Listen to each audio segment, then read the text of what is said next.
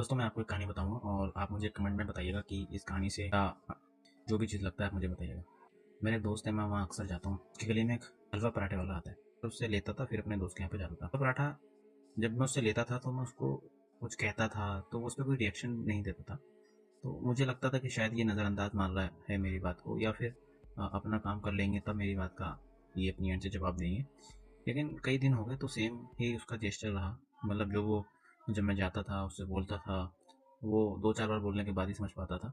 उसके बाद वो मुझे हलवा पराठा पैक करके देता था। लेकिन एक चीज़ थी, बहुत ही अच्छे से देता था, बहुत नाइसली स्माइल करके। और अगर उससे बोलते थे कि पराठा ज़्यादा कर दो तो पराठा ज़्यादा कर देता था। ऐसा कई बार ऐसा हुआ कि जब मैं उससे ले रहा होता था तो मल्टीपल कस्टमर या कई सारे कस्टमर उसके पास आ जाते थे। और उसके बाद जो कस्टमर उनसे मांगते थे तो कुछ कस्टमर उसको बोलते भी थे, क्या तुम बहरे हो, क्या सुन नहीं पाते हो। मतलब बहुत अकड़ के लोग उससे बात करते थे। मुझे भी चीज़ बहुत फील होती थी कि यार सामने वाला बंदा कुछ कह रहा है इनसे और ये उसे नज़रअंदाज अपनी एंड से मार रहा है।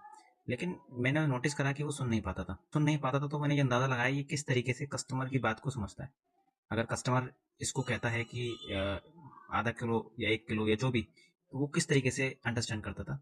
तो मैंने कई बार नोटिस करा कि जब वो लोगों की बात सुन रहा होता था तो उसकी आंखें जो होती थी लोगों के होठों पे होती थी, लिपसिंग होती है, वो लिपसिंग के थ्रू समझता था।